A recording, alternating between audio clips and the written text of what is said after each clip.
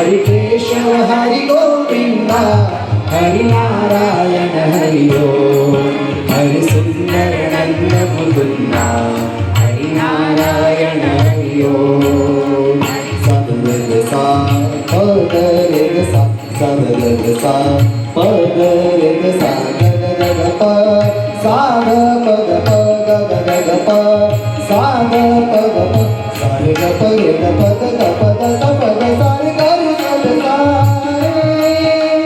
आता ह्याचा आकार वगैरे असतात. आपला मूळ विषय होय. आपला मूळ विषय हा नाही आहे की मी किंवा दुष्यंत सर गातील आणि तुम्ही ऐकायचं आणि टाळ्या वाजवायचा. हा मूळ विषय नाहीच आहे. आपला मूळ विषय हा आहे जो आपल्या स्वार्थाचा आहे.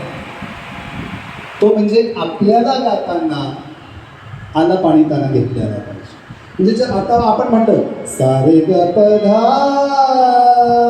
आता ध गाताना मी असं नाही म्हटलं बघा सारे ग प ध सा, असं नाही म्हटलं सारे ग प धा.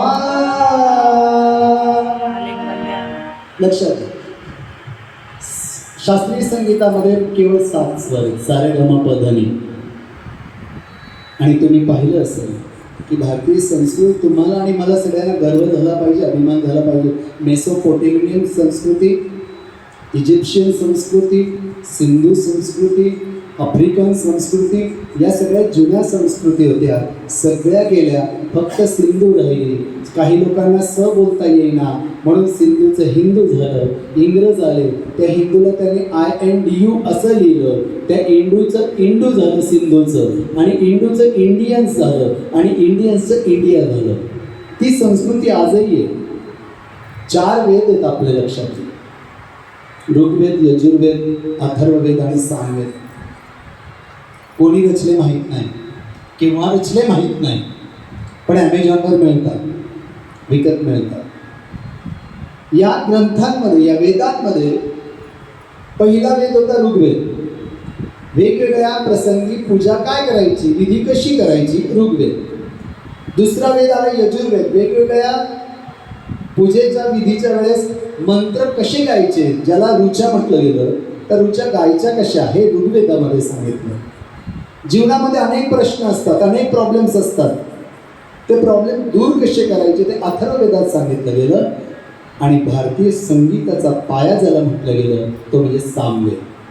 किती जुनं आपलं संगीत आहे. 7च स्वर आहे. सामवेदामध्ये 2च स्वर होते, आज मात्र 7 स्वर झाले. आणि या 7 स्वरामध्ये शेकडो राग आहे. आम्ही विशारदपर्यंत जेव्हा मुलांना शिकवतो तेव्हा साधारणतः 55 राग शिकवून झालेले असतात. विचार करा, 55 राग, स्वर मात्र 7. सारे ग म प ध नि, 7च स्वर. 7 स्वरांच्या कमी जास्त अधिक रचनेतून शेकडो रागांची निर्मिती कशी झाली असेल. आणि त्याच्यापैकी एक भूप राग, सगळ्यात बेसिक राग, सोपा राग. आमचे दादागुरु म्हणजे पंडित हरिप्रसाद चौरसिया, कारण मी ज्यांच्याकडे बासरी शिकतोय ते पंडित विवेक सोनार, आणि त्यांचे गुरु हरिप्रसाद चौरसिया. यांना कोणीतरी विचारलं की तुम्हाला कुठला राग वाजवायला आवडतं बासरीवर. विचार करा, ज्यांना गॉड ऑफ फ्लूट म्हटलं जातं तो माणूस म्हणतो की मला भूप वाजवायला आवडतो. म्हणजे भूप तर सोपा राग आहे. नाही, तुमच्यासाठी सोपा असेल, पण भूप रागामध्ये जे सौंदर्य ते अनेक रागांमध्ये दिसत नाही.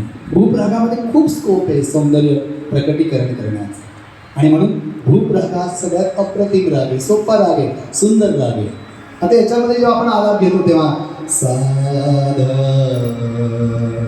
प ध सा म्हणा.